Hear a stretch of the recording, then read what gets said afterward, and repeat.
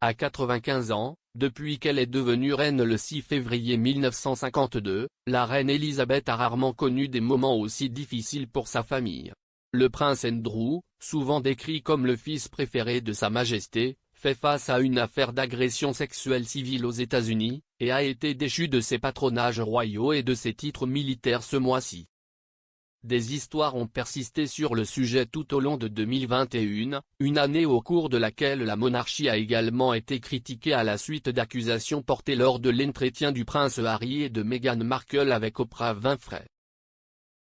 Alors que le niveau de respect que la reine a maintenu tout au long de son règne maintient la monarchie à flot à travers ces controverses, ceux qui souhaitent voir la monarchie renversée croient que son avenir est en jeu. Graham Smith, directeur général du groupe anti-monarchie Republic, a déclaré à Reuters, « La monarchie et la reine sont synonymes pour la plupart des gens.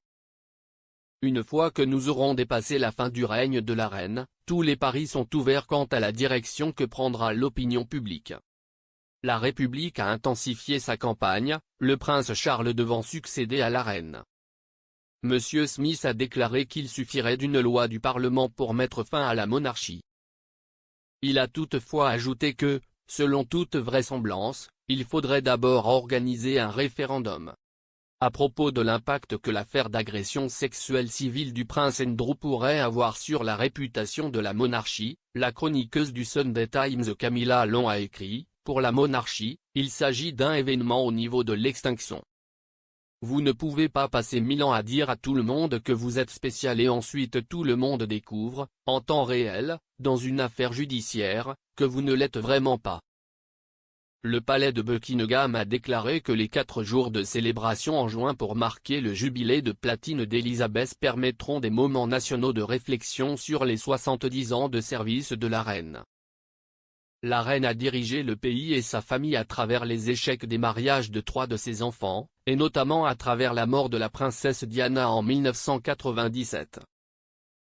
Les partisans de la reine citent souvent les avantages économiques que la monarchie apporte à la Grande-Bretagne grâce au tourisme, ainsi que le facteur stabilisateur d'une figure de proue royale.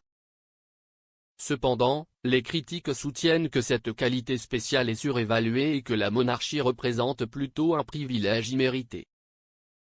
La décision de Harry et Meghan de renoncer à leurs fonctions royales pour déménager à Los Angeles, d'où ils ont commis plusieurs attaques barbelées contre la famille royale, a également ébranlé la perception publique de la monarchie. Dans une interview explosive avec Oprah, Meghan a affirmé qu'un membre anonyme de la famille avait demandé à quel point la peau du fils des Sussex, Archie, pouvait être.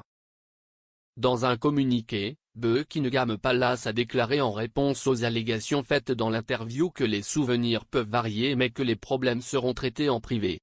Témoignage du respect qu'elle a acquis au cours de son règne, la foi en la reine est restée largement inébranlable, 83% des personnes interrogées dans un récent sondage YouGov déclarant avoir une opinion positive d'elle lors d'un sondage de décembre. Un porte-parole a refusé de commenter l'avenir à long terme de la monarchie.